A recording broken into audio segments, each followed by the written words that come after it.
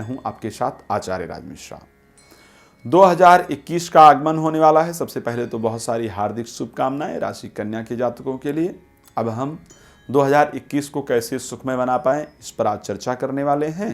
राशिफल को लेकर के अगर बात की जाए तो हमने अपने चैनल पर पहले ही डाल रखा है, आप पीछे जा करके वीडियोस को और पीछे ले जा करके चेक कर सकते हैं। सारे राशिफल डले हुए हैं, हम तो महीने का भी डालते हैं, वर्ष का भी आपको पहुंचाते हैं, तो आप अपने वर्ष कैसे व्यतीत होगा उसके बारे में चेक कर सकते हैं। लेकिन वर्ष बेहतर कैसे होगा, व्यतीत होना अलग विषय है और बेहतर होना अलग विषय है। तो महत्वपूर्ण है कि वर्ष बेहतर कैसे होगा। अब जो कुछ मैं उपाय बता रहा हूं, ये उपाय किस पर लागू होता है। अगर आपकी जन्म राशि कन्या है तो भी आप पर लागू होता है।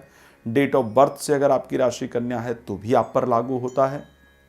अगर आपकी नाम से राशि कन्या है तो भी आप पर लागू होता है। और अगर आपकी जन्म लग्न कन्या है तो भी आप पर लागू होता है। ये उपाय उन सभी के लिए है जिनका कन्या से कहीं ना कहीं संबंध है।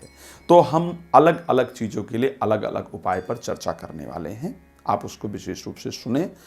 जैसा कि अगर आपकी बहुत सारी उम्मीदें रह गई हैं कि 2020 जो गया है उसमें भूमि को लेकर के मेरा काम नहीं हुआ, मकान बनाना चाहते थे काम नहीं हो पाया, शादी करना चाहते थे नहीं हो पाया, चाहे आप स्त्री हैं या पुरुष हैं, तो ऐसी बहुत सारी आपकी मनोकामनाएं हैं जो 2020 में अधूरी रह गई हैं। 2021 में उन मनोकामनाओं को हमें कैसे पूर्ण करना है, उसके लिए विशेष उपाय है। पेन और पेपर लेकर के इस उपाय को विशेष रूप से नोट कर लीजिएगा। आपको मैं 4 उपाय बताऊंगा, 4 में से जो आपको सबसे सरल लगती है, जो आपको सबसे बेहतर लगती है, उस उपाय को आप कर लीजिएगा। मैंने चारों उपायों पर रिसर्च किया है, चारों उपायों को पहले प्रयोग किया है। चारों उपाय जब कारगर सिद्ध हुए हैं तो मैं आप तक बताने के लिए पहुंचा हूं। पहला उपाय, फर्स्ट उपाय जो है वो है श्री रामचरितमानस की चौपाई।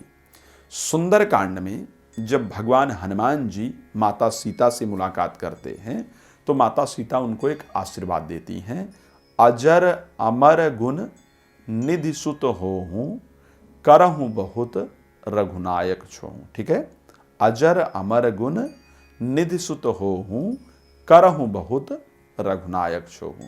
श्रद्धा पूर्वक इस चौपाई का पहला, जो भी महीने का पहला मंगलवार पड़े उस दिन श्रद्धापूर्वक इस चौपाई का आपको पाठ करना है।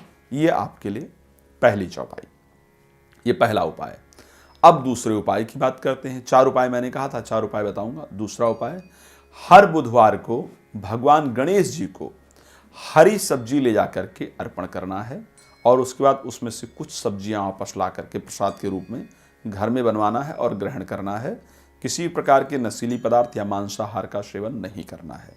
यह आपका दूसरा सुंदर उपाय। तीसरा बेहतरीन उपाय, महीने के पहले बृहस्पतिवार को 5 पीले पुष्प ले जा करके भगवान विष्णु को अर्पण करना है। यह आपका तीसरा महत्वपूर्ण उपाय। चौथा सबसे सुंदर और बेहतरीन उपाय, एक घी का दिया ले जा करके भगवान गणेश जी के आगे हर सोमवार को अर्पण करना है और श्रद्धापूर्वक अपने वर्ष को बेहतर बनाने के लिए उनसे प्रार्थना करना है। ये उपाय हमेशा करने की आवश्यकता नहीं होती है, महीने में एक बार इस उपाय को करने की आवश्यकता होती है। जो उपाय मैंने बताया है, महीने में इसको एक बार करने की आवश्यकता होती है। हर महीने एक बार कर लिया जाए तो निश्चित रूप से जो आपका पूरा वर्ष है उसमें दिक्कतें नहीं आएंगी, सुख समृद्धियों से परिपूर्ण होगा। किसी विशेष प्रकार की जानकारी के लिए संस्था का नंबर आपके सामने है, आप प्लीज़ कॉल कर सकते हैं, जानकारी प्राप्त कर सकते हैं। जय श्री राम।